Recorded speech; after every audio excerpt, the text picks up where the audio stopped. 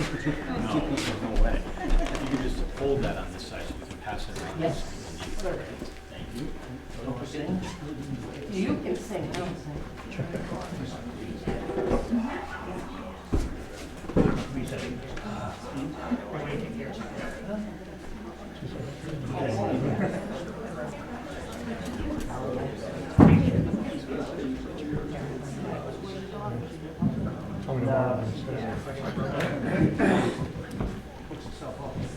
All right, so good evening, everybody. We're going to try to use the mic system. I think I could probably be heard okay. I got my teacher voice on, but we'll try this anyway just to make sure that people can hear, and especially the folks watching at home are able to hear too. So I am Mike Jetty, and I started teaching at Merrimack Valley High School in 1991. I see a few former students in the room, and was there for 23 years before leaving to continue to be a superintendent now in Litchfield, so that's my current role. And I am the moderator here in Webster.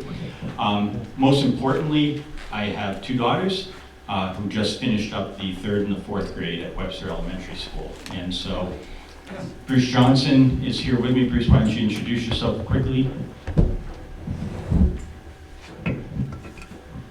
Hi. Mike, I don't have any former students. What's up with this? Does that tell you something? I'm Bruce Johnson. I've been in Merrimack Valley for 23 years. I had a very long career as a teacher for 40 years in the state of New Hampshire in a variety of different places. I've had two children that made it through Webster Elementary School in Merrimack Valley, and now in college and beyond. I'm very passionate about what's going on here and what we're going to talk about tonight, so I look forward to hearing what people have to say. I will share that Mike and I are not here tonight to stifle anybody in your discussions and what you want to say. Mike and I do have some very strong opinions about what's about to happen and what's going on in the school district and the study that's happening here. But we are open to anybody's comments, what anybody wants to say. We will not argue with you, and we will not fight against you and say, we don't like your idea, we want to hear all ideas tonight. So thank you for being here. This is great. This actually is probably double the amount of people that we had in the Pentecook meeting. So if we can keep doubling every time we have a meeting, that'd be awesome. Thank you.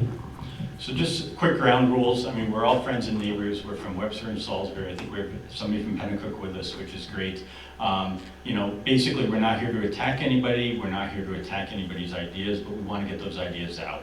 I felt personally that the meeting in Pentecook did not allow for a free exchange of information. I thought the activities we engaged in were a little bit stifling of that, and that wasn't the best way to proceed. So to me, it's important that everybody have a chance to voice their opinion and have their questions answered, because there really wasn't a great opportunity to have questions answered in the previous session. So that's why we decided to host this evening. Bruce and I are going to, Mike, I'm sorry. What Pentecook meeting? Okay, so we're going to get to that in a second, and we'll answer that question for you, so bear with us. Bruce and I are just going to start with a little history of the school district so that everybody understands the way this is structured. So in 1965, the towns came together and formed the Merrimack Valley School District. Prior to that, Webster and Salisbury had their own independent school district, and they shared a superintendent with other towns. Children in the towns would be educated up to a certain grade level, at which point they would have to choose high school services somewhere else, right? And so we know that some students from Webster went to the old Simmons High School in Warner, or they may have gone to another high school, so people were able to choose those things.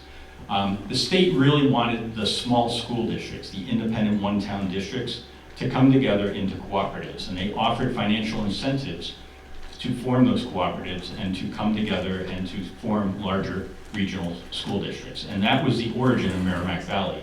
If you look at it, the original towns in Merrimack Valley included Canterbury and did not include Loudon. So Canterbury was originally part of the Merrimack Valley School District, and then after they had been in for 1 year during the foundation of it, they said, wait a second, we got a better offer from Belmont, so we're going to withdraw from this cooperative and join up with Belmont. And Loudon was not able to get in with anybody, and they said, well, we'll take their place, and they jumped into Merrimack Valley, hence forming 5 towns. They then formed the Merrimack Valley Middle High School, because remember it was grades 7 through 12, and they provided the 7 through 12 services while each town maintained its own elementary school, at the time grades 1 through 6, right? So we didn't have kindergarten yet. and sixth grade was actually back in each town. That's key point number one. If you look at the constitution of the school district, which is called the Articles of Agreement, when the towns came together to form the district, they said each town will maintain its own school to educate the primary students. And so each of the 5 towns that came together started with an elementary school, like we have across the street, and they were educating grades 1 through 6. Over time, kindergarten got added, the middle school got built, the 7th and 8th grade went to the middle school, and the 6th graders went up to the middle school. And so now we have the current configuration of K through 5 in each town, a middle school, and a high school. Okay? So that's really important that everybody understand that a foundational belief in the Articles of Agreement is that we will educate the youngest students within each town. Okay? So key to remember. Interesting point. We have asked repeatedly, Bruce and I, for a copy of the signed, agreed upon Articles of Agreement, and the school district can't produce those.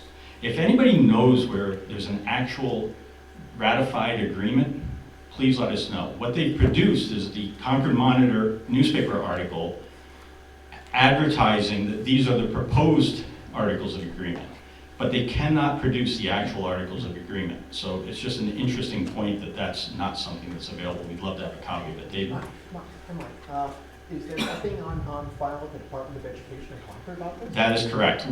Bruce contacted the Department of Ed, and all they could produce was the same Concord Monitor advertisement of what the proposed articles were. And then there's a typewritten copy that says proposed, and then another typewritten copy that doesn't say proposed, but there's nothing that's been signed. You would assume somewhere that the people who put this together would have signed off on it, that this is what it was, but that seems not to be available. But Not even the Secretary of State. Secretary of State can't produce it either, even their archives, they cannot find it. So the question is, does Merrimack Valley's school district really exist? we'll save that one for another day. Save that one for another. You're not getting a rebate on 50 years of taxes, I'm sure. At any rate, so let me fast forward to the origin of this. So I got wind that there were staff members who were concerned because there was an architect poking around in the schools. Now notice that at the annual meeting in March, we were all handed school board goals. Nowhere in the goals does it talk about studying the schools, right? And nowhere does it talk about any future plan to take a look at the configuration of the school district. The meeting was held, nothing was announced there on the floor, and then right after that, word got out that this architect was poking around. So I asked for a copy of the architect's contract. I have it here if anybody wants to look at it, but it very clearly says to study the Salisbury Elementary School for the consolidation of students from Webster to the Salisbury site. And when I asked the question, well, why are you looking to move kids from Webster to Salisbury? The answer was, this is an inferior property. It sits on only 4 acres of land. Therefore, the state has said that they're not willing to add on to the school, and it's also in the floodplain under a dam. It's not the best location, we know that.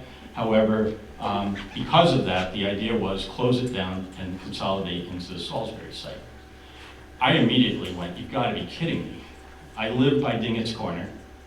My kids have a 1-hour bus ride from my house to the school.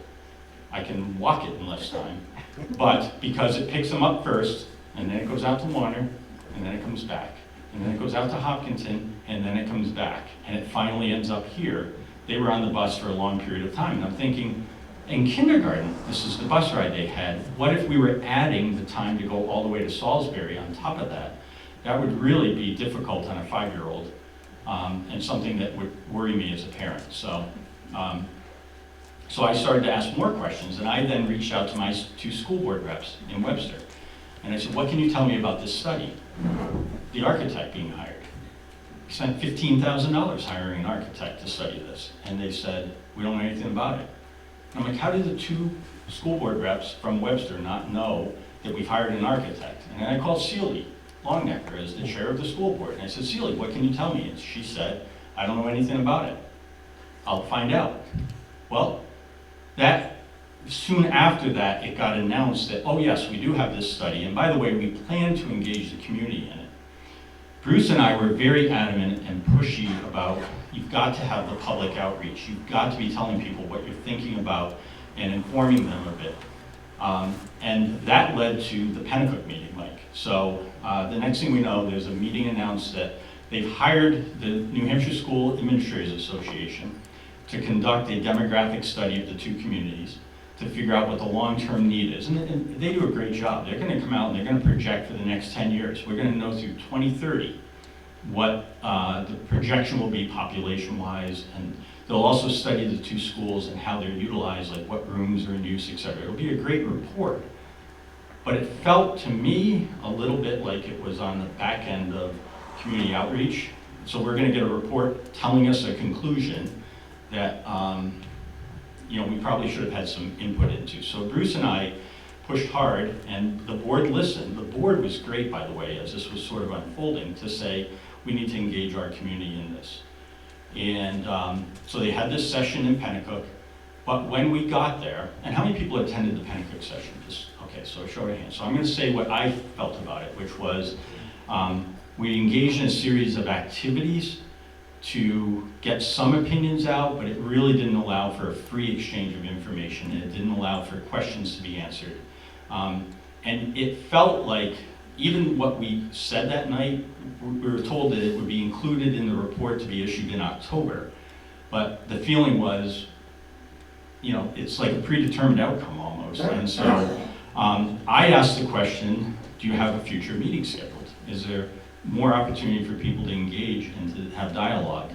And they said, well, we'll do that in the fall. And at that point I said, well, we're doing it in Webster on July 13th, so thank you for being here. We had already planned this if there wasn't something that was already planned. And since the school district didn't have a plan, we then announced this session. So that sort of brings us forward to why we're here tonight, and what we're hoping to have people honestly engage and ask questions and understand where we are with all of this. I personally do not feel, honestly, if the school board just took the idea of closing the school down off the table and said, we're gonna study it and we're gonna find out how to make each of the two elementary schools the best they can be, I'm in favor, yeah, do that. Let's make them better. Let's do what we can to make the experience that our children have stronger and better for the future. But as long as, and the superintendent said at the meeting, that closing one of the schools is an option, it is on the table, he verified that. And as long as that option's on the table, I think we have to really be clear about whether we want that option to be on the table or not, right? So that's sort of the backstory as to how we got to here. So I'm gonna pause, talked a lot there. I'm gonna see if Bruce has something to jump in on, and then if anybody has anything to add about what's happened up to here before we start to talk about where we're going. Sure, so at the May school board meeting, which I had a good chance to watch, and at the meeting we had at the high school a month ago, I kept hearing the word passion. That people have passion about their schools. People care about their schools. It's all about passion. And we heard it again at that last meeting. The gentleman running that meeting kept saying, oh, people are just passionate. Well, yes, we are passionate. That's why all of us are here. I suppose tonight, in a beautiful, somewhat beautiful summer night, we are here. We are passionate, but it's a lot more than that. It's common sense. The elementary schools in our communities are part of our community. They're a big part of our community. You take a look at what Webster is. What is Webster? Okay, we have a church at the top of the hill. It's very important in our community. We have the old meeting house at the top of the hill, also a big part of our community. And we have the town hall, the room that we're in now, the library next door, and we have our safety building. But it's the elementary school across the street where more people are every day, more days throughout the year. That's where the majority of people are in a small town like Webster. We are a bedroom community to Concord. That's why people moved here, because we like bedroom communities. We don't want to be living next to a big box store. We're here out in the country. This is where we want to be. And we're lucky we have a connection to a school district like this, and we're close to Concord. But our community is really our school. And that's where people are. That's where families go every day. That's where our children play sports. That's where families meet other families. That's where families grow up with other families. And it's a big part of our community. But it also makes sense. We have in Webster, for example, the school across the street is the one that scores the highest consistently on standardized tests in the school district. So that seems to me to be a school that we want to keep. It's also a school that has, in comparison to Loudon Elementary School, almost the same amount of cost per student as Loudon Elementary School. It's one of the lowest cost per students in the district. That is a school that we should keep. It's a really good formula. High test scores, good success. I'm still connected with the students, so when I ever see the middle school list in the newspaper about who's on the honor roll, and I see the high school, I always go there and see which ones of those children are from Webster. And proportionally, they are more than the other towns would be. They are really small school. Here is a really good school, and I want to work and fight to keep it. It's a big part of our community. So it's more than just passion, though. It makes a lot of sense. We have a successful school. This is the one we should keep, and we should do the best we can to get the other schools to be as good as this one.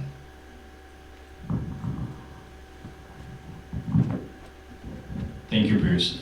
So key points there, community school.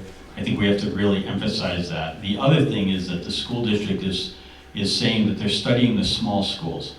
Well, we all live in the small towns because we choose to live in the small towns.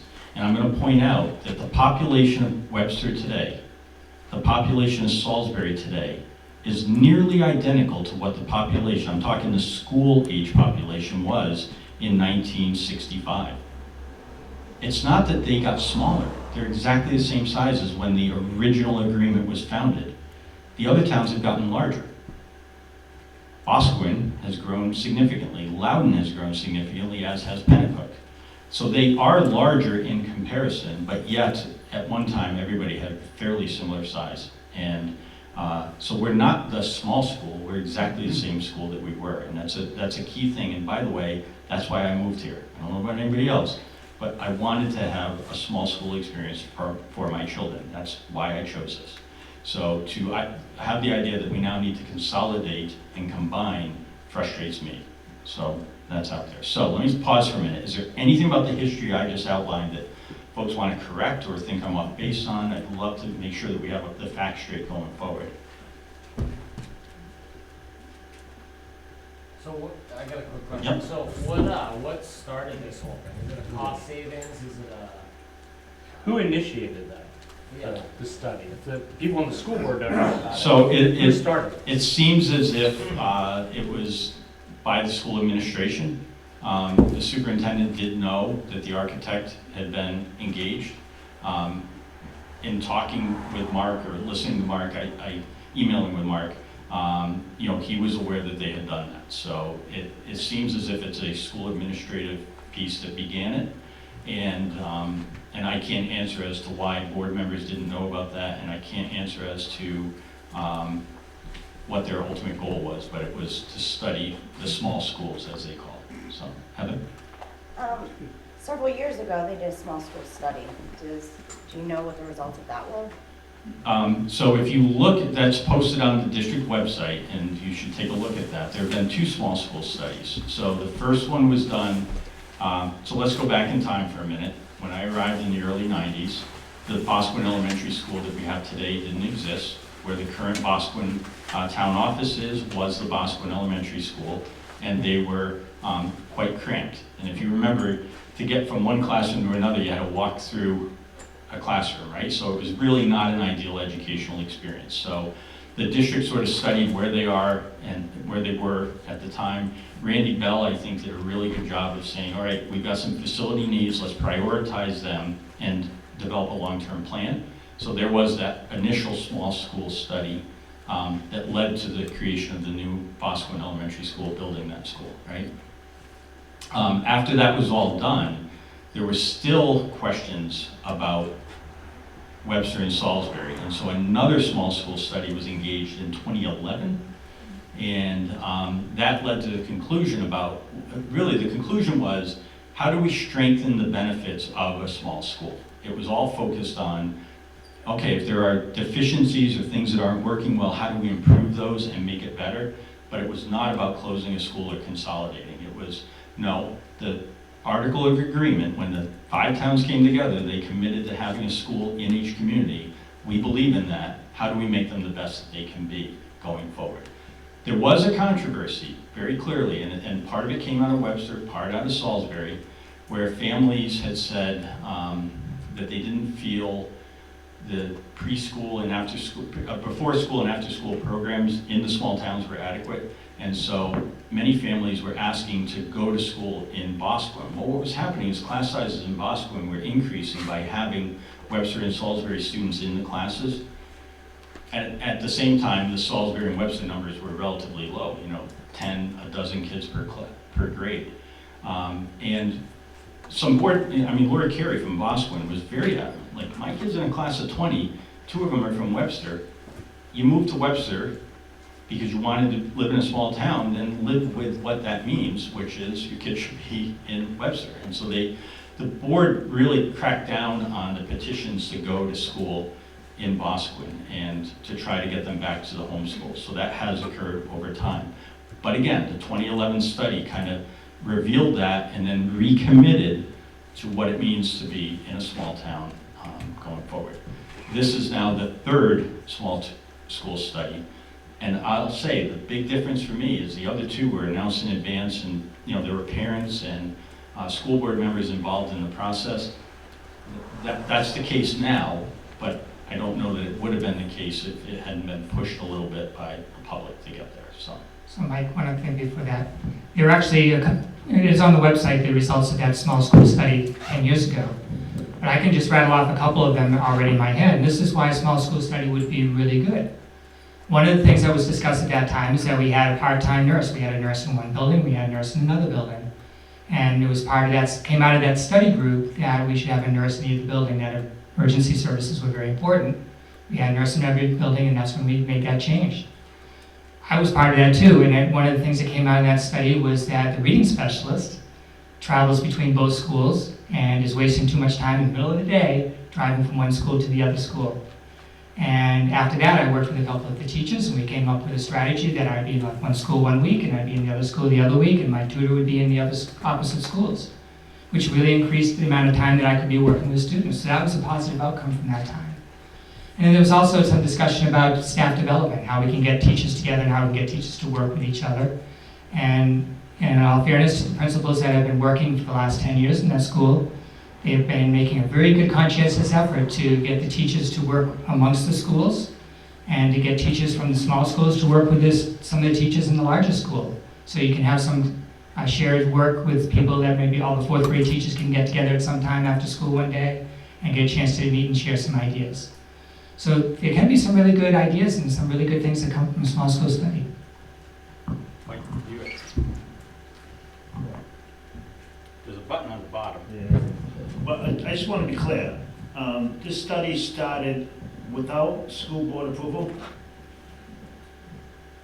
Well, School board members are here.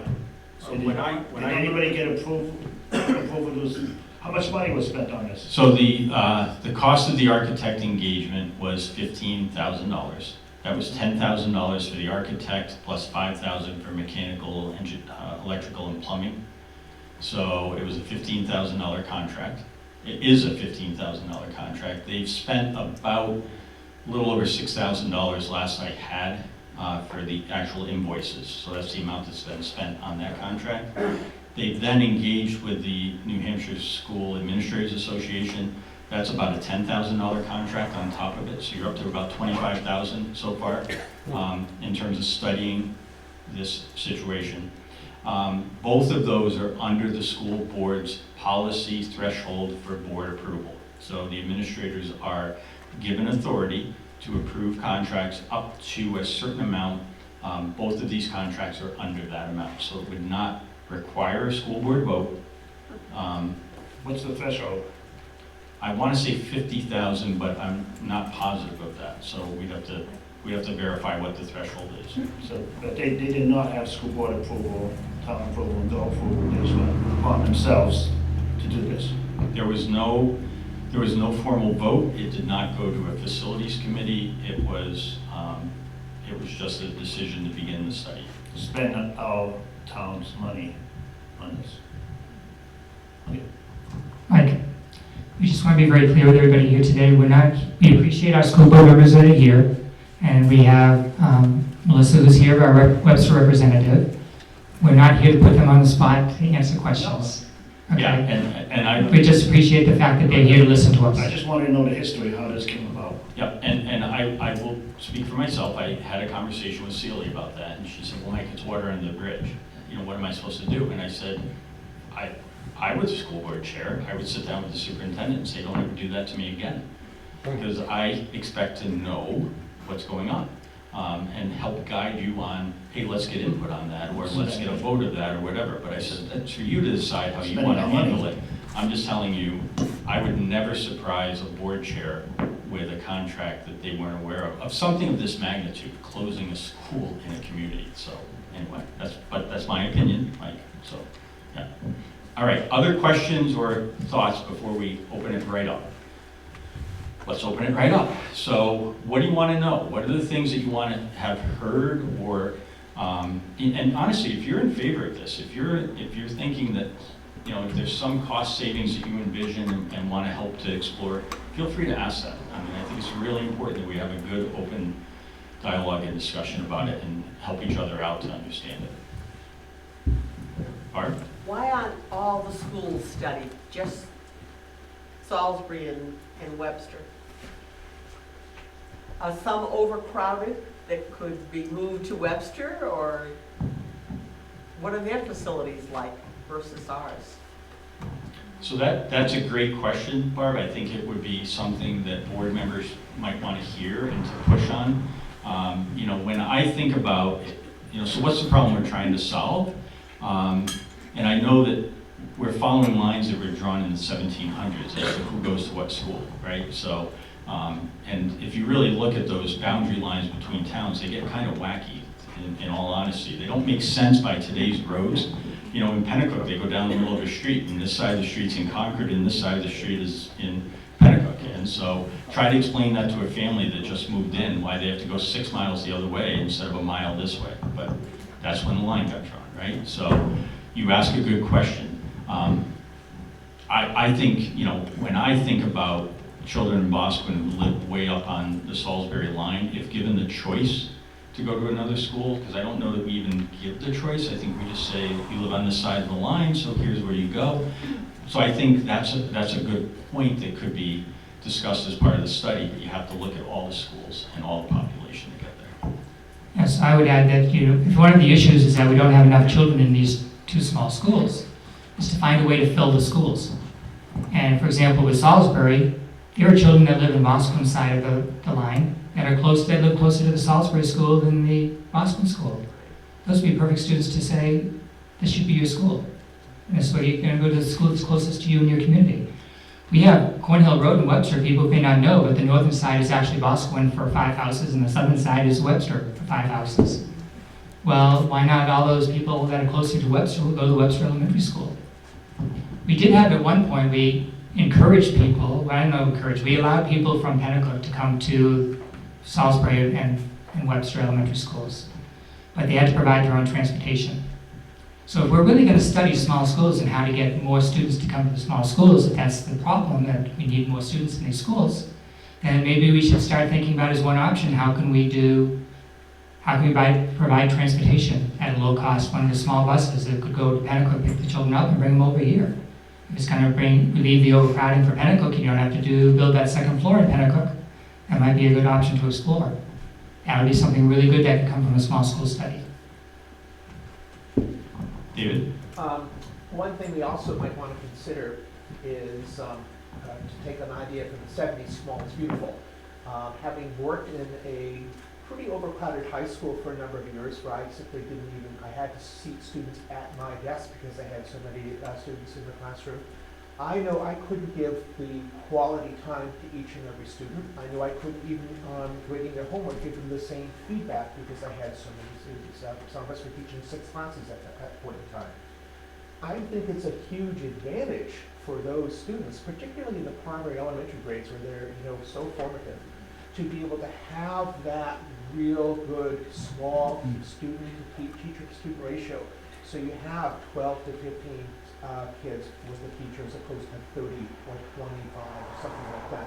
I mean, that's a real benefit Now, looking at it strictly for financial reasons, it may not seem to be a benefit, but if we're thinking of the quality of education, what it's going to come down to high and long run, this would be, I think, a very strong advantage to our school. Excellent point, thank you. Jean?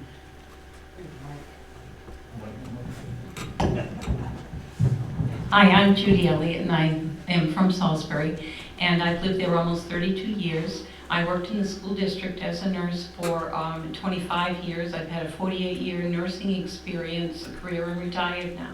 Something I've been hearing as I'm retired and about the towns, both towns, is, well, why are we thinking about even combining the school? Some of the arguments have been, well, it would be better if we put all the staff in one school, it would save money, the building in Webster is subpar at times, but I've never heard any clarity from anybody as to this gentleman's point about increasing the, or keeping the class sizes smaller. One of the things I did hear, comments that I've heard, is that the schools aren't as good as they used to be. I have an argument in me for that, because having traveled between the two schools for so many years, having worked in the high school, having had the parents of those high school kids raising their children here in both of these communities, I feel strongly that the demographics around here have changed. In Webster, we used to have a very large homeless population. We had children living in the campground. We had foster children. We had, so our population was much higher then, but they were transient. We constantly moved kids in and out. Salisbury, not quite as much, but it was there as well. So as our populations have decreased, I want to say, I loved it when you told me in 1965 they were the same. Because I don't think it's because families have moved away because we don't have a good school. I don't believe that at all. I think what we need to do is put our trust in those buildings. What I have thought, we could probably save money by combining the schools, but there are so many variables, including a very, very long bus ride, that would take away from, the education of the students. It really would, because there's safety involved and so many other ramifications. So I'm throwing this out, my own thoughts, but I'm hearing them from people in the community, and some are very worrisome. And it also has helped me, thank you for your having this meeting, because I had no clue all of this discussion was going on. There really has been not enough public input before decisions have been made. Thanks, Judy.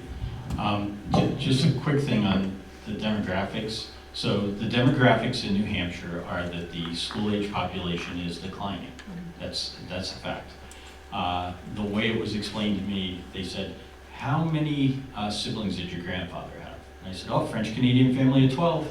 And how many kids did he have? French-Canadian family of 8. How many did your father have? 2. See, that, and now that explains exactly what is happening with the population. So as people are moving in and they're buying the bigger house, they want the 4-bedroom house with 2 kids in it, right? Barb, am I off base on that?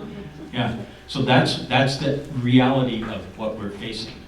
However, given that, it still, I think, speaks to that's the situation that we have at hand, and we still need to educate the children who are there, and the benefits of the small school that people are sharing, I think, is really helpful to hear. So, yes, sir. Brett Walker. I'm from Salisbury. I'm also a selectman in Webster. And Salisbury, excuse me. I did grow up, by the way, in the town of Webster. I did not go to this school, but I did go to the middle school and high school.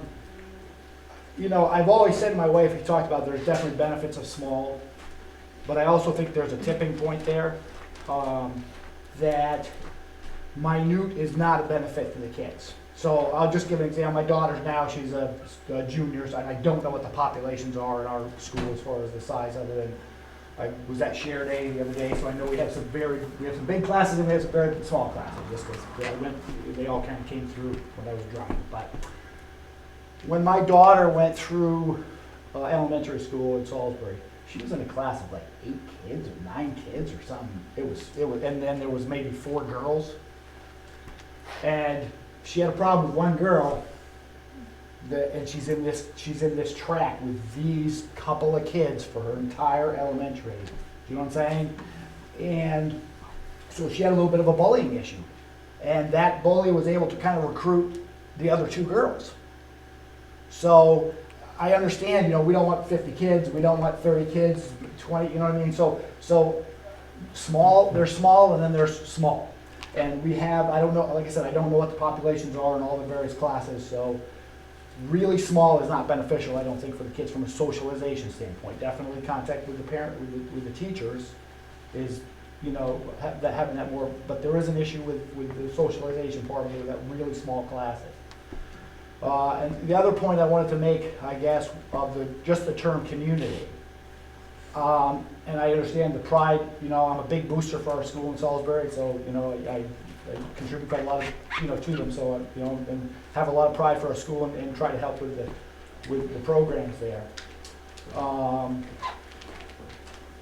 But we don't need to narrow ourselves to also, there's no reason Salisbury and the schools create community, right? That's where you meet a lot of people that you, in town, people that you know. There's no reason the community can't include Webster and Salisbury. There was that arbitrary line that separates our 2 towns. All I'm saying is, you know what I mean, I do think the small classes are an issue that need to be addressed. They are shrinking, and I understand, I don't want my kid on the bus for an hour and a half. I get that too, so I'm not trying to discount any of that. I understand the pride in the school, but there's nothing to say our communities can't be a community. You know what I'm saying? So, you know, my daughter, when she was in Girl Scouts, there were kids from Webster and Salisbury, you know, so we already have a certain amount of that crossover. That's all. Excellent, thank you. Give David, and then we'll come over here next. Dave Hemingway, Chair, Webster Select Board. So I want to point out a couple things that have been mentioned, and first off, yes, one of the big reasons my wife and I moved here was because of the school, the quality of the scores of the school, and the sizes of the class of the school. Because, as mentioned, it is super important that teachers get that quality individual attention time with each of the students.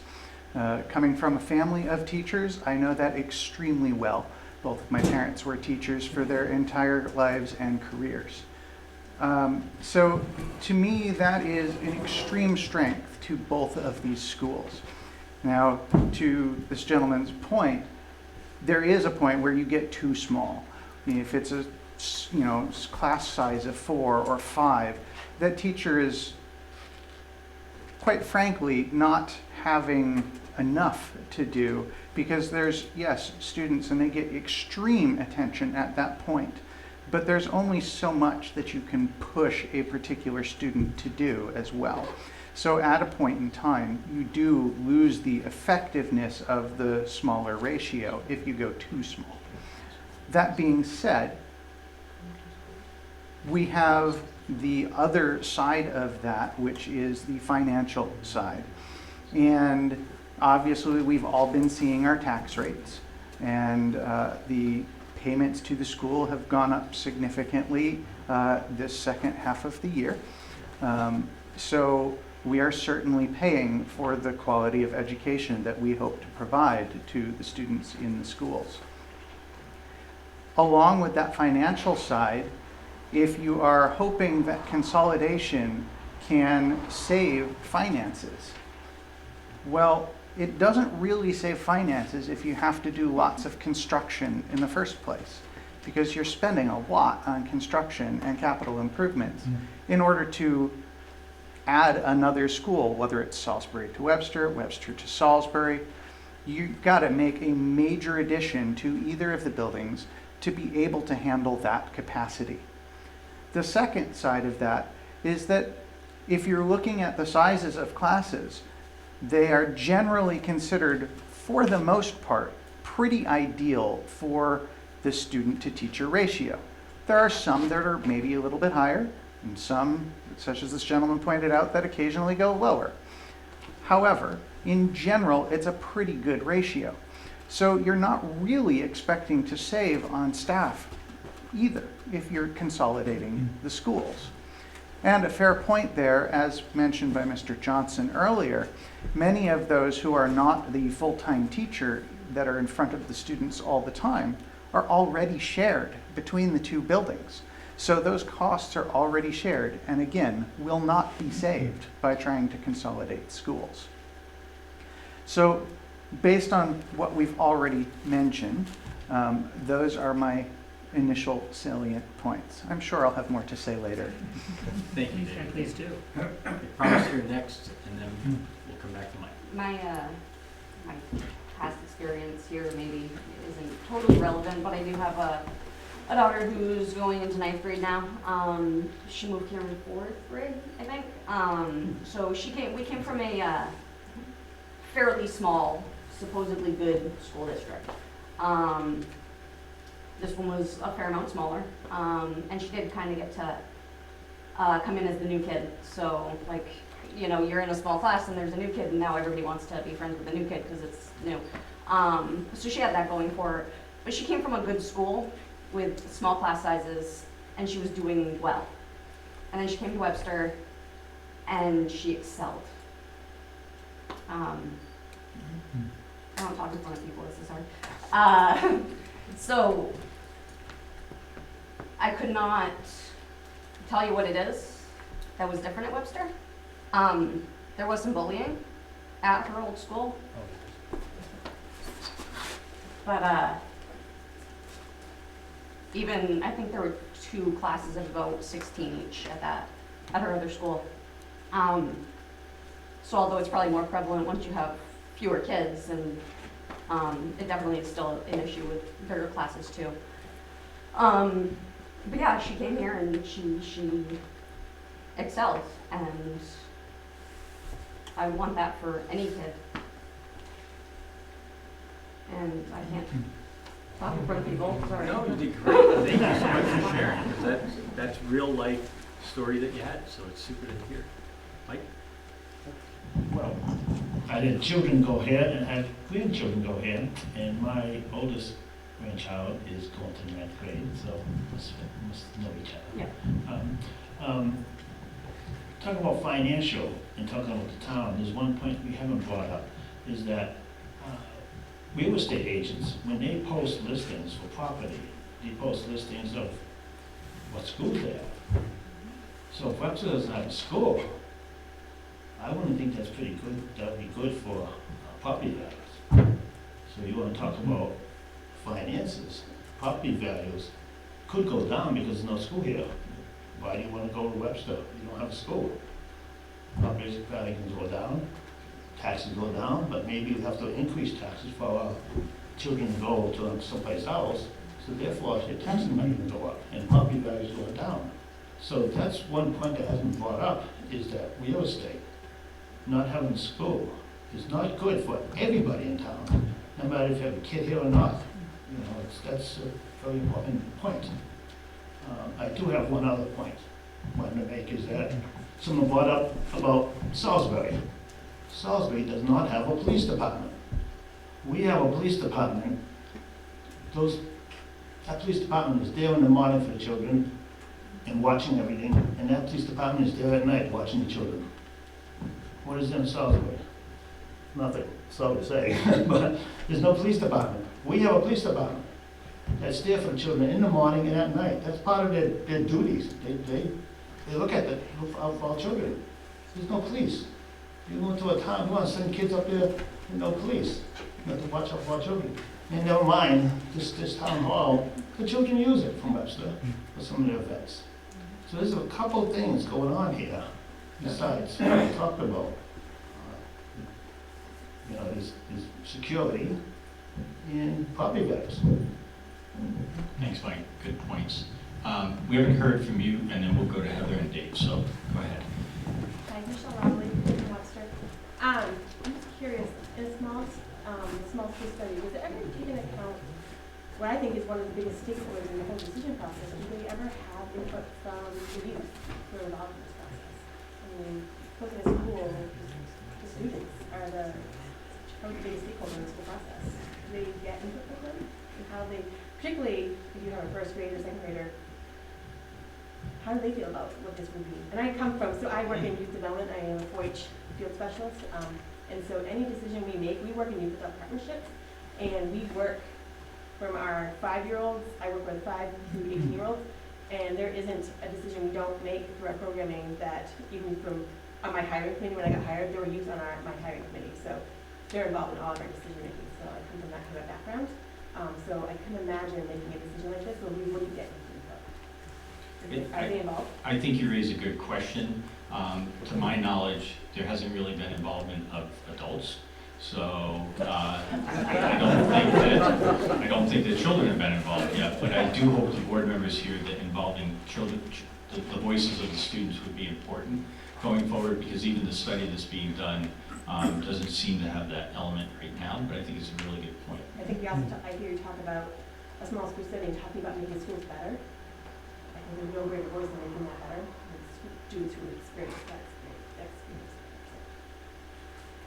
The 2000, The 2011 small school study did have student input, and it also had community input, and had a lot of other input that we can share.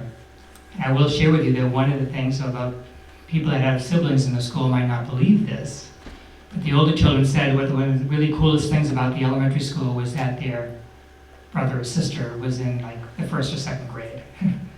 And I tell you, working at school all those years, one of the most heartwarming things you can see is a 4th grader on the 1st or 2nd day of school walking off the school bus, holding hands with her kindergarten sister, and walking to the kindergarten classroom.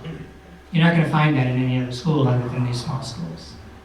So yes, that input would be important. But also the whole question, as Mike says, there's no adult input either.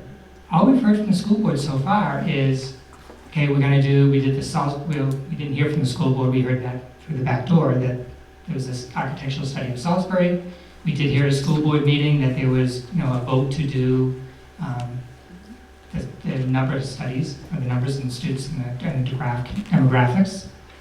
And then they say, well, but if you're going to talk about small schools and the option to close a school, you need a lot more than just that. To me, you need a community like this, you need to have all the input in, you need to have maybe surveys go out to people, you need to have the input of the children, you need other studies other than just numbers.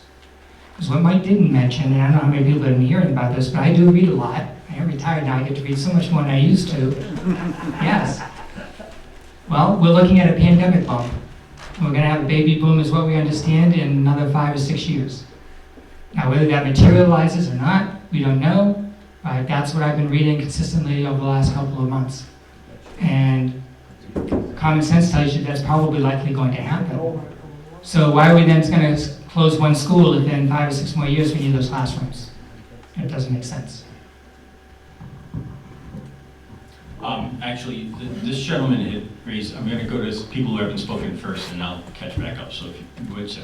Yes, Eric Hansen from Webster. I guess just kind of a broad question. I'm hearing a lot of dissatisfaction. Why?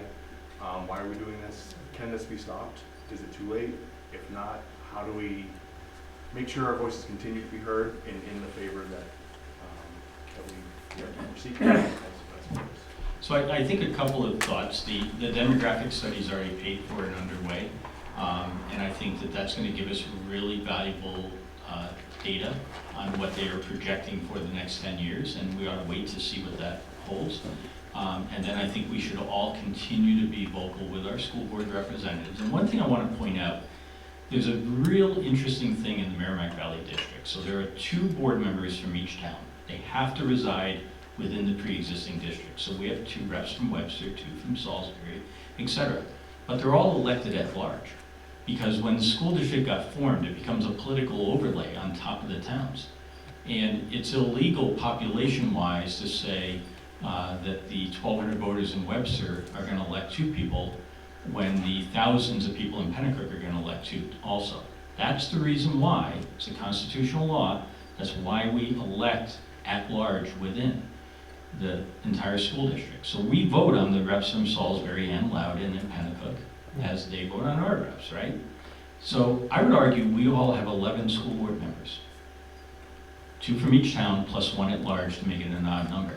And we should be vocal with all 11. Obviously, you're gonna have the greater influence with your own rep from town, but you do have access to all 11, and I think being heard throughout this. Honestly, if the school board is in control of it, if they vote to say we're taking the option of closing a school off the table, we're honoring the commitment made in 1965, I'm satisfied at that point. And then I'll re-engage around how to make it the best school it can be. I'll be right there. But that's, I think, something that we could continue to point out to our board members. Okay. Mark, you had a, oh. I'd like to add to that too. One piece that really concerns me a lot, when I came to Merrimack Valley 25 years ago, it was just an average school district, really. Average test results, average amount of money they're spending, and there was good things about it and bad things about it. But over those 23 years, I really saw a lot of improvement. Yes, we started with a reading specialist in every school. We were one of the first schools in the Concord area to have half-day kindergarten, one of the first schools to have all-day kindergarten. We have a STEM program at our high school. We have football. I mean, we have a lot of really good things going in the school district right now, and the school district has really improved over all these years. It's improved in its quality that it provides for the students. It has improved in the support of the community members. But I think something like this could actually backfire on our school district. I'm one person who's vocal. I do not want to see that school closed. If that school ever closed, Merrimack Valley will lose me as a supporter. I will never ever go again to an annual school board meeting and I'll vote for the budget that's presented. Always vote against it. I'll vote against every teacher contract, I'll vote every administrative contract, I'll vote against everything that is possibly there. And I may even speak up and vocalize against it. And I think that I have not heard from people that really say, let's close the school. But the superintendent says that it's still an option. We don't want to do it, but it's still an option. And the more this continues, the more people, we've already doubled our numbers from the June meeting. The more people that come to these meetings, the more people that I'm guessing from what I see and hear, the more people that are upset and bothered. And we're going to start losing support from people in these 2 towns. Do we want that to continue? I'm not going to put any of our school board members on the spot tonight, but I would encourage our school board members to go back to the next state school district meeting, school board meeting next month, and ask for a vote at that meeting and say, we want to continue the small groups study, the small school study, but we want to take off the table the option of closing a school. Because think about what's going to happen when that school opens on September 1, first day of school next year, and you've got every single parent in that elementary school. There's 90 children, about 70 parents, 70 families, and they don't know whether their school is going to be there the year after or if the school is going to close down. What support are you going to have from those parents? You're going to have stressed out parents that are not going to be happy with their school and they're not going to support their schools. And the school is just going to plummet. And if you send 90 children from Webster to Salisbury Elementary School, you have more than half your parents in that school already unhappy.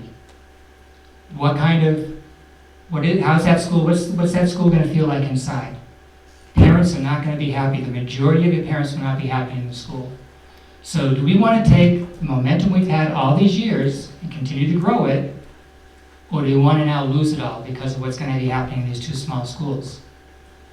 If the superintendent was here tonight, I would put him on the spot and I would ask him to stand up and say, you're taking that off the table. And if he's watching tomorrow, I hope you do this, Ms. McLean. Meet with the school board as soon as possible, call a special meeting and say, you're going to take the school option of closing your school off the table. And that will relieve all of the frustrations and the anxieties that a lot of people have here tonight. I would encourage the school board to do that. Thank you. Mark, you had a point to make. Mark Phillips, Webster. First, I just want to applaud you two for organizing this, because if you hadn't written in the grapevine, I wouldn't be here. And if there aren't a lot of people, to your point, nothing's going to happen. I mean, I think it's a political process.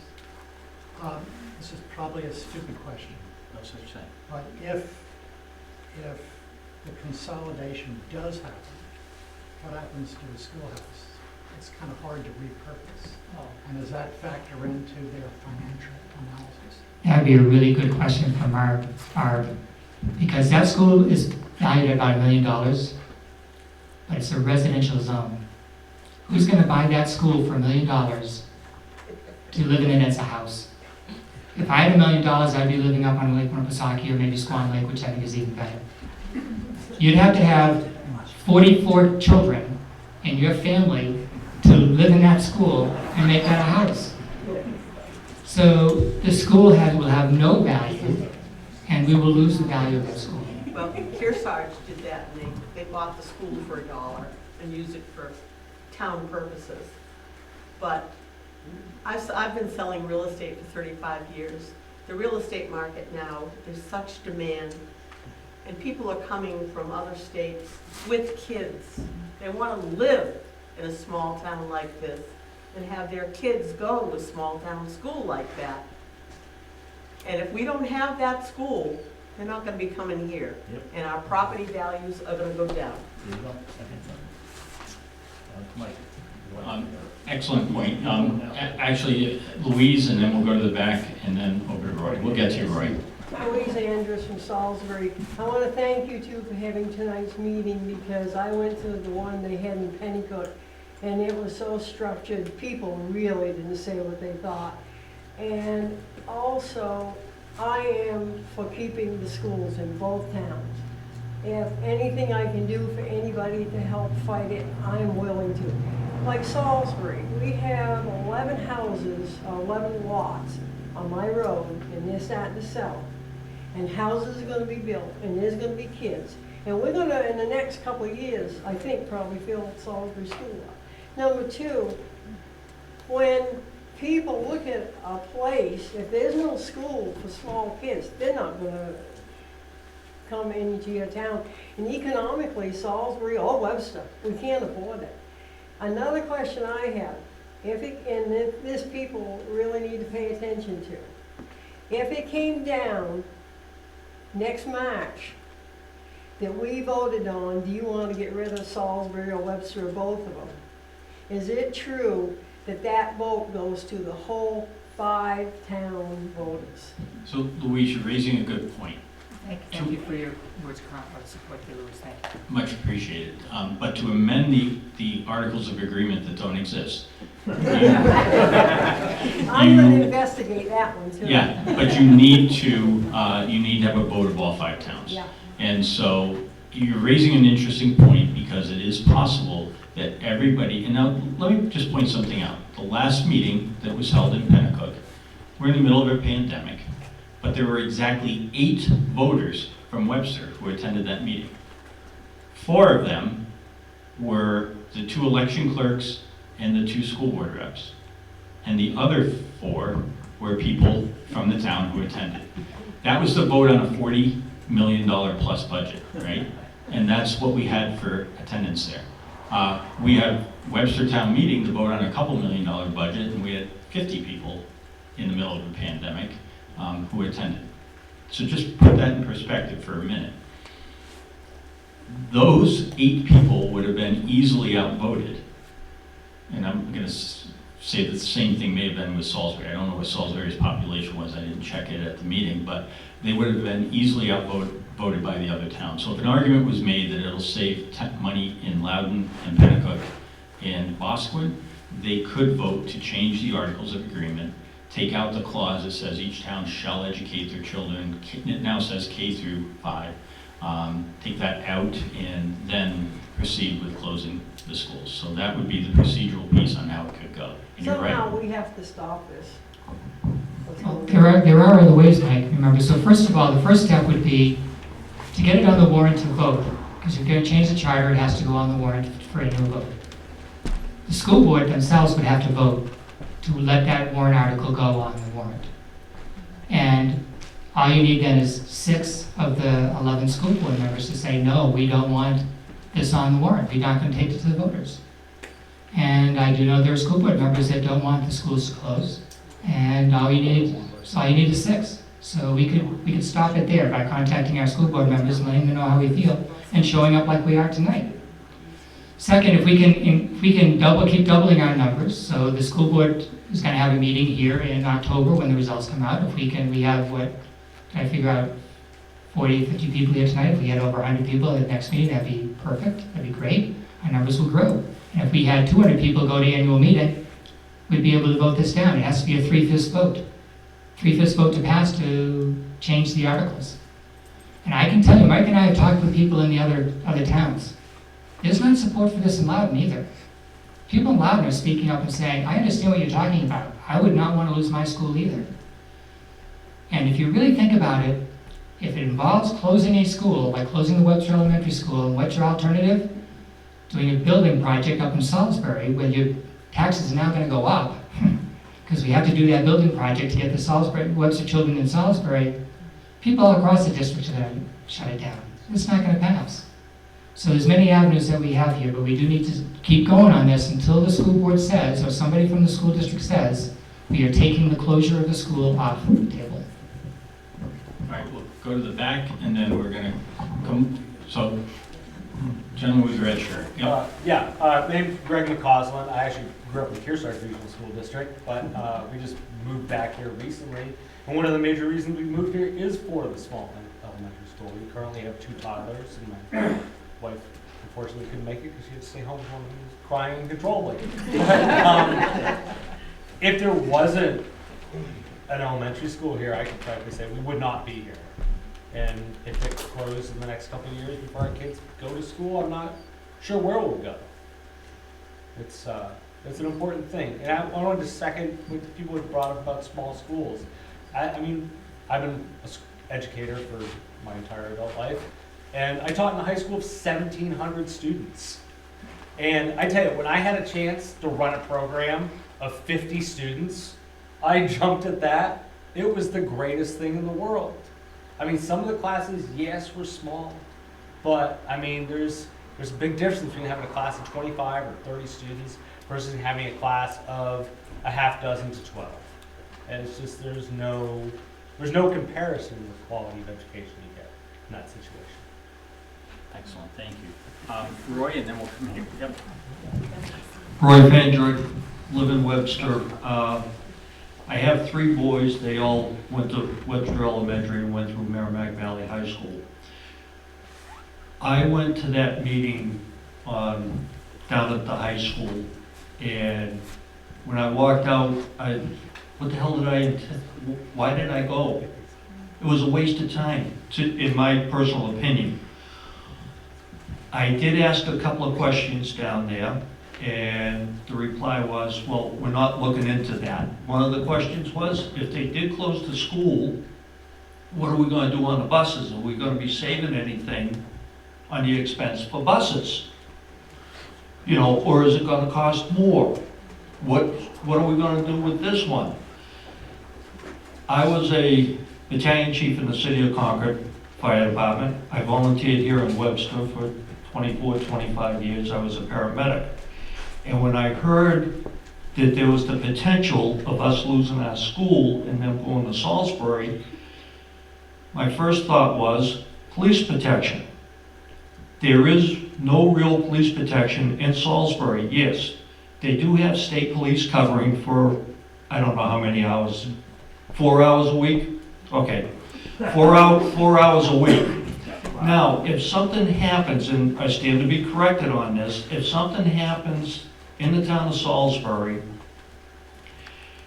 and they need the police officer, and the state police can't come, Webster can go, but they need permission from the state police to go in, or the sheriff's department. So if they start going up with the lights and sirens, they call for permission, it's got to go through a little chain of command here.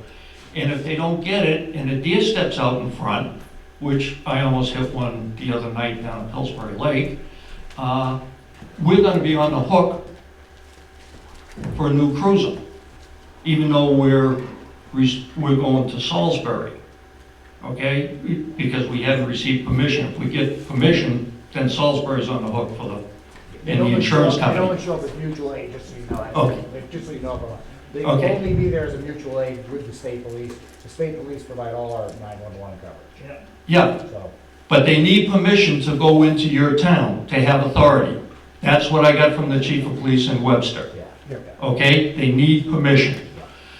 So they have to wait on that. So I'm just thinking if something happens at the school. The other thing is, we have a good rescue squad here in the town of Webster. The whistle blows at the elementary school. Yes, we have Hopkinton Fire, ambulance service to do our transport and come and so forth. And I would say 98% of the time, someone from Webster Fire Rescue responds on the calls. Okay, we also have the PD. So if someone has a heart attack, at least our PD shows up, they have an AED, they can defibrillate them. Okay? Chances are it's not going to happen to a child. The point I'm just trying to get across, we have better medical services here than what Salisbury has. Yes, you have Pennacook Rescue when Salisbury's toned out. They're in Pennacook. We do have a rescue squad. You do have a rescue squad. I listen to the scanner also, and there's a lot of retones. There's a significant amount of retones. It takes a while to get out compared to what Webster is. I look at things somewhat on a safety standpoint. And I would really hate to see us lose our school and have our children, maybe my grandchildren, who knows, one of my children with their children might move back to town. I have no idea. But I want to really keep our school. And this meeting that night in Pennacook, as I said, it was just a complete waste of time, in my opinion, a complete waste of time. Tonight's a lot better. Okay, we're expressing opinions where we really weren't allowed that at Merrimack Valley. Thank you, Roy. Yes, sir. Oh. I'll even turn it on. There you go. I'm John Gerber. I'm a selectman in Salisbury. To answer the question the gentleman over here in blue asked, and you brought it up as well, that how do you communicate with the school board? I was the assistant moderator at the annual meeting for the Merrimack Valley School District, and the number of parents that show up is very small. The number of school employees that are there way outnumbers the parents. So if a motion comes up to cut the budget or to cut something out, it dies. It doesn't have a chance. So the answer is that people have to go to those meetings. I also went to a school board meeting that was held at the Salisbury School, and there were 4 or 5 parents there. So that was their opportunity to communicate with these school board members who were all there. And people didn't take advantage of it, so if you have to go to those things. I mean, this is the worst case scenario, to close a school. So, I forgot what the other thing was I was going to bring up. I'll think of it. This is We'll get back to you, and just one point I would make is that, in my opinion, the communication from the school district has really plummeted. There were always in Dee's papers, for example, the Grapevine and the Lifeline and the Newsvine and there was always an insert that came from the schools, right? And the school board used to write a community link, and they would send that out. Here we are in a social media age where we theoretically have improved our ability to connect people and to organize, and yet it seems as if there's not an effort being made along those lines. And so I think it's important that the school board members here realize that communicating with their communities is something that we expect. We want to hear that. So people don't attend meetings if they don't know about them. You can't just post it on the website and passively expect people to go there and learn about it. You have to actively engage and seek that. Or just pass it out to parents. Correct. Because a lot of us are not parents. We would probably have maybe have parents here and have not. But that's how I found out about the small school studies, that 3 parents sent me the information, the link right from what the principal sent home to parents. Well, how are the rest of us supposed to find out something about this in our community? The other thing I was going to bring up is that a couple of years ago, there was discussions about combining grades in the schools. And I know the parents at the time weren't happy about that, but do we know, is that still something they're discussing, or is that dead and gone? So it's a great question. I do think that as part of this study, that's something that needs to be considered and reviewed. I also will point out that, so there was a point, and it was sort of made tonight. I'm going to make it differently. I'm going to make it from the teacher point of view. If you are the third grade teacher in Salisbury, your ability to collaborate with somebody else is not equal to what it is in Oscorn, where there are 3 other third grade teachers. And teachers thrive on that collaboration. They thrive on the ability to talk to a colleague and to pick their brain. But we just made it through a pandemic. We have all learned the value of a Google Meet or a Zoom meeting or whatever, and simple coordination between the schools so that the 2 third grade teachers have the same planning time and the ability to, without leaving their school, Zoom into the other and have a colleague conversation. Those are simple solutions that have now been opened up and forever will be available to us. And I think exploring that is another thing that would be beneficial. So it's looking at whether, getting the classes together. My own daughters are now, they have pen pals in Salisbury. And so they're exchanging writing and helping each other. So we've opened up, I think, the ability to not just have a pen pal in Australia, have a pen pal up the road, somebody that you might see at a soccer game or a baseball game or whatever, and we should find ways to foster that, in my opinion, going forward. So I'm going to be cognizant of time. We're at 7:45, but I want to make sure that folks have an opportunity to be heard. So Heather, you've been waiting patiently, and we'll come to this gentleman. All right, first, you just brought it up, and this lady over here brought it up. Back in March, the schools wanted to combine my son's 2nd grade class with Salisbury's 2nd grade class because there was a teacher issue. They lost a teacher in Salisbury. The kids were thrilled. Sorry. Heather from Webster. My son was thrilled at the thought of having new kids from Salisbury come down to his class. But as a parent, the school district did not let us know really what was going on, whether our kids would be going to Salisbury kids coming to us, and how the kids were going to get back and forth. I think the only way they could have done that, though, was because the numbers were small, because we were in the pandemic. And there was a meeting with Mark to discuss the combining of the 2 classes, and at that meeting, they figured out a solution so they did not have to combine them, but that is when he let me know, or the parents that were on the meeting, that there was going to be a small school study. So they were talking about this a while ago, and from my understanding is they were going to try to engage the parents, because Steph Wheeler had asked if I was part of the previous study and if I'd be interested in joining the new study. I reached out at least once to ask for information on it and had not gotten any sort of response. So I was curious, was any administration asked at this meeting? So Bruce and I have invited the school board members to be here, and there are some who were able to come tonight. We announced this at this date at the session that was held in Pennacook. The superintendent was there, the assistant superintendent was there, the principal of the 2 schools was there. So they were told about this. Mark even asked me what day and what time, and I verified it with him personally. So Because that's all I I would be can interested say. in their input. I did not send a Hallmark card inviting them, but we did. They certainly knew about the meeting. Okay, all right. I was curious why none of them were here. And In fairness, it's summer vacation time. Let's give them a little bit of benefit of the doubt. We picked a day in July because we wanted to keep the momentum going, but it is vacation time. So.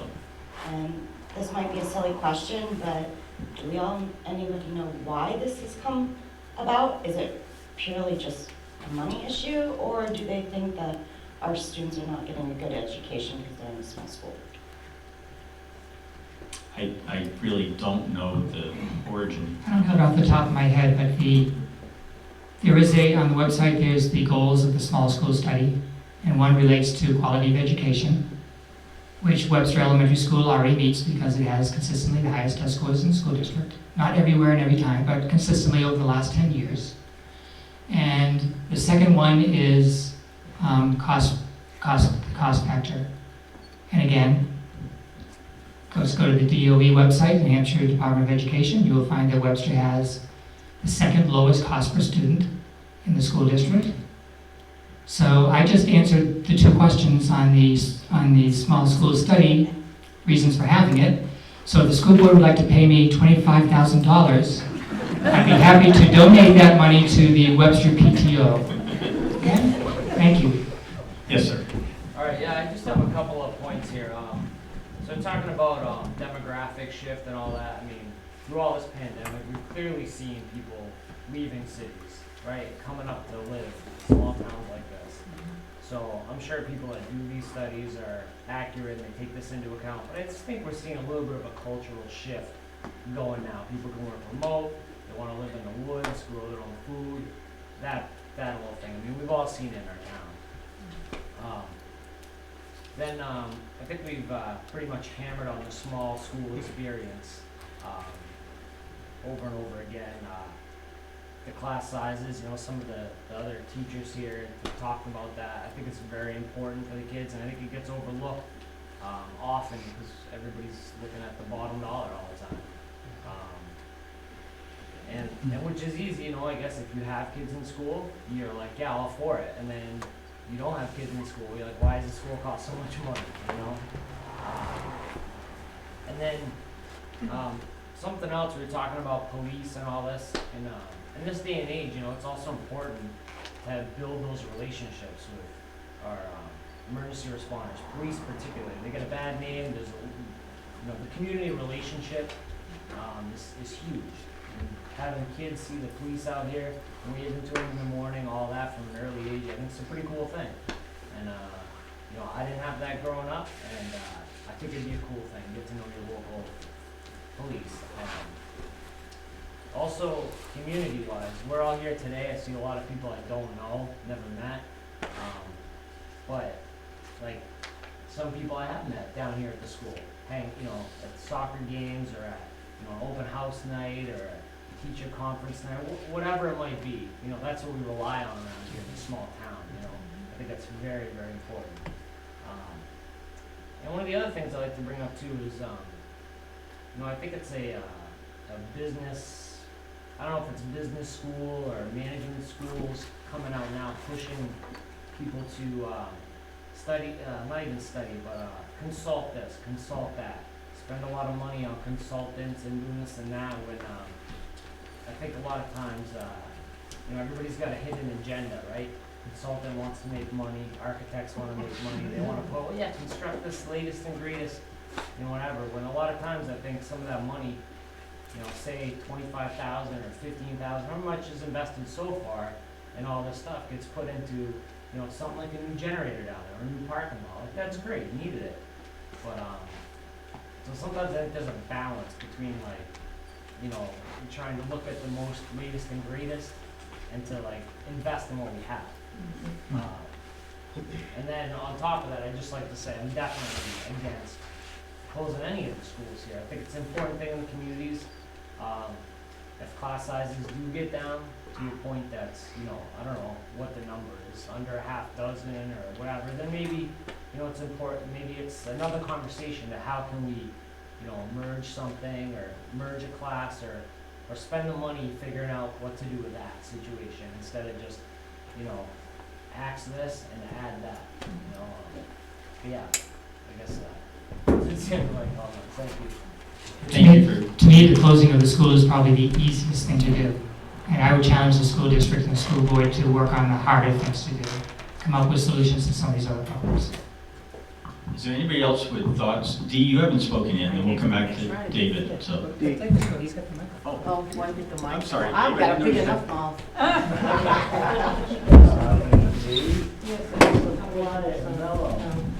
Hi, I'm Normandy Blake. I was on the school board for 30 years. I thought I was done fighting. Oh no, I'm right back into it.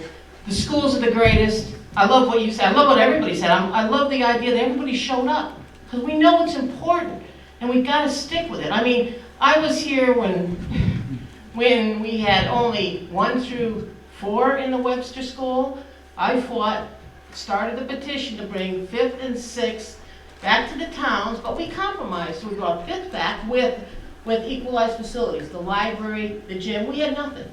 And so I'm proud of that, and I'm proud we did a new middle school, we did a high school. I mean, we get good education. Now, when I got on the school board, we were at the bottom because all it was money. We were the cheapest one, probably spending money. And we never make the top school district because we don't have the money like Hanover or where they have big companies. But we are in the middle. Great place to be. I see the kids. I cry when I see the kids graduating because it's so good. And so I can't say enough about Merrimack Valley. I just spent 30 years there just to make a lot of money. So and it's just, and people, I love seeing people here with the kids that have had kids or are having kids, because we've come a long way, and I hope we stick with the small schools. Education is great. Everybody knows everybody. Matter of fact, when I had my house burned down, my kids are still going to the little school. I have 5 kids, and they're all college educated, good members of society, and all that. But when our house burned down, the teachers knew that, and they helped, told the other kids in the classes, and so when the bus would go by where my house burned, all the kids would tell, and the bus driver would say, talk to my kids so they didn't look at their burned house. I mean, that's stuff that you can't get in a big school district. So, sorry I get emotional. Thanks, Dee. David? All right. Can everybody hear me okay? I know the recordings will be able to. So I want to touch on a couple things that have been said tonight. I'll try to keep it short because I could talk for a long time. I'm a numbers and logic guy. But first, as MVSD likes to say, it's all about pride. And how can you be proud of schools if we're stuck in an us versus them mentality? That's not what we want. That's not what students want. Maybe at a game when they're competing against each other in soccer, but that's not the way that anyone wants to educate. That's not the way that the towns want to be, where it's, well, you're getting it and we're not. Like or you're doing this and they're not. That's not the way forward to be an example to our kids as either towns or as a school district. So we need to look at that and make sure that, sure, there are benefits that Webster has that maybe Salisbury doesn't. There's also going to be benefits that Salisbury has that Webster probably doesn't. Neither of those are going to be reasons where we should attack each other to say, well, we should have the school and you shouldn't. The real answer is we should both have the school and we should both support both schools because they're both important, and the kids in both towns, more importantly, are what is important. That is our future. So that's the first thing I wanted to touch on. The second thing is, it has been brought up a couple times. I've got three points. The second thing is, it's been brought up a couple times, the numbers. And we've mentioned things, for example, property values. And what that does. Of course, I'll use Webster as an example because it's the one that has been talked about more commonly as the one that would close if this were to happen. And because, of course, I'm a select board member and chair in Webster. So if the school closes, as pointed out by numerous people here, of course our property values go down. They go down drastically, and that affects everybody, not just the students and their families. But more importantly, as for example, say a Loudon or Pennacook not just a Salisbury and a Webster, would care about is how the schools get paid for. And this is an important point in that, sure, okay, this drops the value and hurts everybody in Webster. But when that happens, there are two ways the school gets paid. One is per student. And from looking at the articles, or the closest approximation of them that I could find on the website, the per student aspect pays for the operating costs. And so that is operating costs of every place divided out by the number of students. Say Webster has X number of students for, let's call it 10%. I have no idea what the percentage number is. Let's call it 10%. So 10% of the operating budget goes into the taxes that Webster pays. That seems all reasonable. You're doing it based on size, based on number of students, etc. Now you get to the second part that the school is paid for, and that's capital expenses. So for example, if you are to construct that new building up at Salisbury, that's a capital expense. That is divided out by the equalized land values of the towns. That equalized value for Webster would have plummeted, which would mean that we would pay very little for that, and all of the other towns would have to pay a lot more for that. So expect that if the school closes, and that happens, all of the other towns will be paying dramatically more in their school tax than Webster is, though Webster would probably still be paying about the same amount. So in all cases, that's not a good answer as far as the way you're looking at it if you're looking at finances and property values and the way that things change for taxes. So that's my point there. The last point I would like to make is I am the chair of the Webster Select Board. We've got another member of the Select Board here. And of course, we are not speaking on behalf of the town or on behalf of the Select Board when I say this.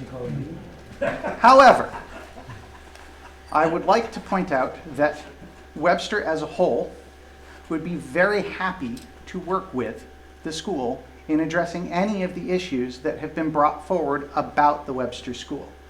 We have heard numerous different things, whether it's land size, etc. And we have resources in town that are directly proximate to the school. We have, of course, this room that is often used for things like the talent show. We commonly collaborate to do things like that. We have the soccer fields that are directly next to the school. The school district does not pay for that. The school district doesn't own that, but they get to use it completely, all the time, whenever they want to. That is an advantage to that school, and one of the reasons why these are not costs that are borne upon the school system. Now, if they want to say, well, it's a problem that we don't have enough land around the school, in many cases when things have gone to the state, those have been okay to include when they're asking for grant money. So if it's okay for them to ask for grant money using that land, they should be okay to work on the school using that land.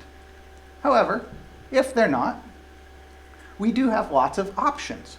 And I would be more than happy to sit down and talk with whoever is the appropriate person at the school board or school district level to figure out what could be presented to both the boards, the select board and the school board, and then the towns as a possible option. Whether that is a sale and purchase of land, whether that is a new mutual agreement of understanding for use of the lands, but I would be very happy to sit down and talk with them and try to solve the problem, and of course, involve both boards and then all of the towns in the process.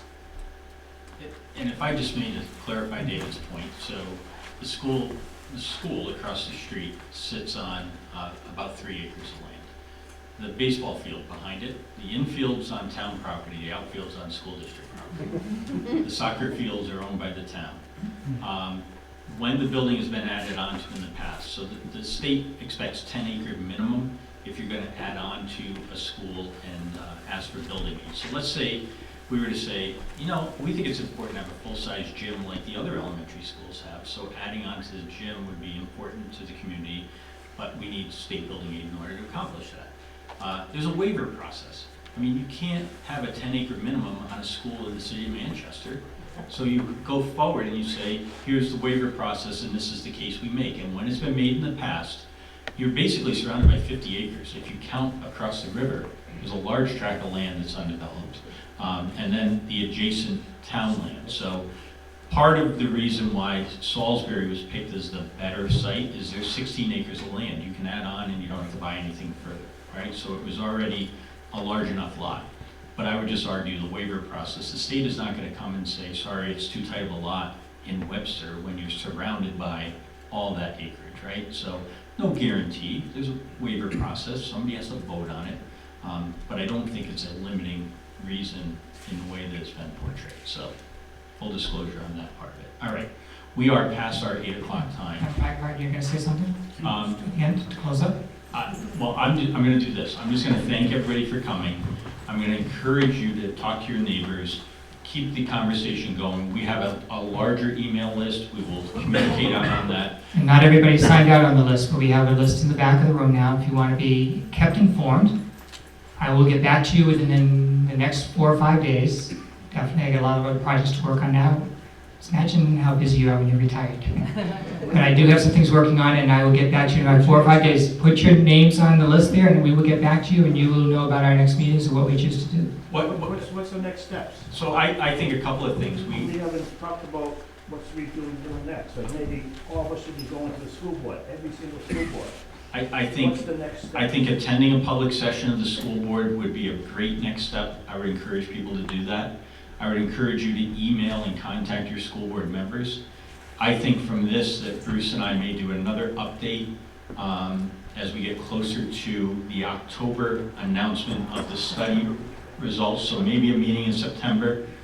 I think that's too late. I think we should be going to the August school board meeting, the September school board meeting. We should know the email address of every single school board member and post that so that people can then contact them. We shouldn't be just sitting idly and waiting for this October coming of this study.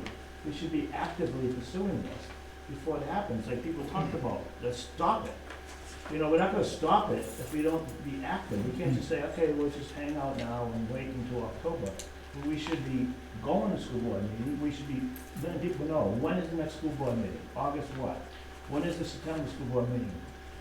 Mike, those are great points. Let Bruce and I take that on. We will email out the date of that meeting, the location of that meeting. I believe they're in Pennacook at this point. I don't think they're on the road tour, so I think they're at the high school. We should be active.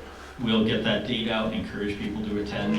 And we'll simplify it by sending a list of all the school board members and their email addresses. You can harvest those off the website, but let's simplify this. We'll get it to everybody who signed up on the list so that you can make that direct There's contact. a feedback link too, which I think you should go. If people have not expressed their concerns to the administration, this is a great meeting, but they have to hear your concerns. And there is a feedback link on the small school studies page. And guess what, Mr. Walker? My last email, about 2 weeks to that, was, who is reading this email? And can you get back to me and tell me who you are? And I'm still waiting. I'm not on that email. All I'm saying is we should have more meeting with I think emailing the superintendent directly, because this does appear to have originated with administrators. So I would say emailing the superintendent directly. We'll get you his email address also. And next time we have a meeting like this, we should have the coffee monitor here. Let them see in the paper. We should have signs that says, don't close our schools. Period. Save our schools. Save our schools. You know, we need to be more proactive. We can't just have this little meeting on Webster, you know, if they're down in Pennacook saying Webster had their little meeting, you know, they go away now. No, we're gonna be active. I agree, Mike. I do think that it's, and again, we have board members who are here. I think they've listened very closely to what's been said tonight, and they will be taking But we that need to back. go to the next board meeting. We had a couple board members here. And congrats on you. I'm glad you're here. I'm glad you showed the effort. It's really great. I'm really surprised that others are not here. I'm surprised that Mark did not come. He knows about this. He's the one that's doing this. He should be here, answering our questions and listening to our concerns, not hiding in Pentecost. And that's what it feels like to me, that he hid this from the board members even, and now he's not even showing up. We gotta be more active. I'm on the benefit of the doubt side with a, I don't care about vacations or whatever else, I'm sorry, but maybe that he was on vacation with the family, maybe. Did he tell you that? No. I'm on the benefit of the doubt. You're being a nice guy. I'm extending grace to a colleague and a friend, right? So I know. let's do that. But I like the idea. We'll get the information out about You need to the be August proactive meeting. constantly from now on. Yep. And go to the school board meeting, post the school board meeting, we all need to go. And we need to meet other people, because again, it's your property values. People are gonna leave, you know, you come to Webster and you have a nice little school. Oh, wait a minute, I want to move kids, do I wanna move to Webster? No, they're out of school. Why do I wanna buy here? You know, Yeah. we need to Louise? get everybody and get those points out. Excellent point. Anything else if there are community organizing points to make? Louise? I'm encouraging everybody, I know everybody's busy, everybody has families, et cetera, but I'm encouraging everybody to start going to school board meetings. Yes. I've been going for about 8 years now, and sometimes other than in the, you know, principals and teachers and that, there'll be one or two of us from the public. It's got to change. Nothing will change in the school district until the people start going and make them aware of what you want. The people's voice, Yeah. always, Yeah. is important. We will get that out. And then typically in the fall, I don't know if the board still does this, I believe they stopped because of the COVID, but they do go on tour. So there is they meet in each town. Oh, because of the videos. So that's another, can I just raise that point? Right, because people are getting ready to go, they got to We- go home to their children. We put on the floor, so there was a petition warrant article to have the school board record and stream their meetings and make those available, right? So for transparency, it had been asked by citizens, please make these meetings available. Not everybody can go to Pennacook on a Monday night, so make them available. And the board refused to do it. It was not done. Then a citizen's petition went forward and everybody said, yes, this is 2021. You ought to be able to record and stream a meeting, like we're doing tonight.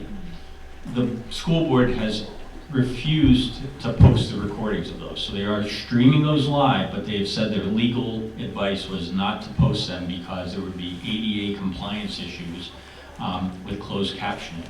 Now, we do it here in Webster. We post all the meetings. You're going to be able to watch this one later.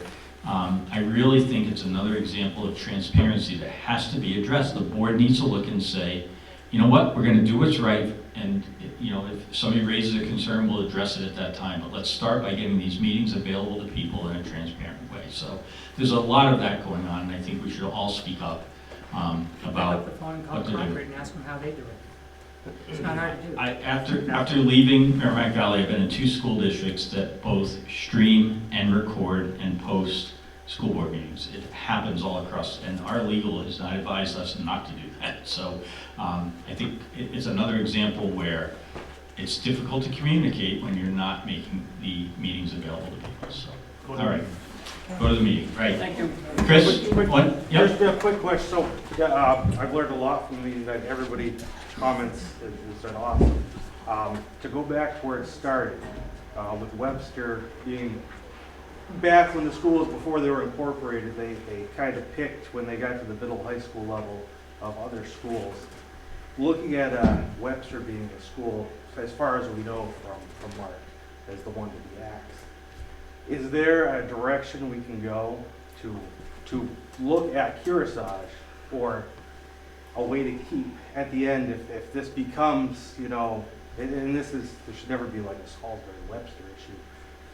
If the district says, okay, we voted you out, can we then, or can we explore the Yes. option of Yes.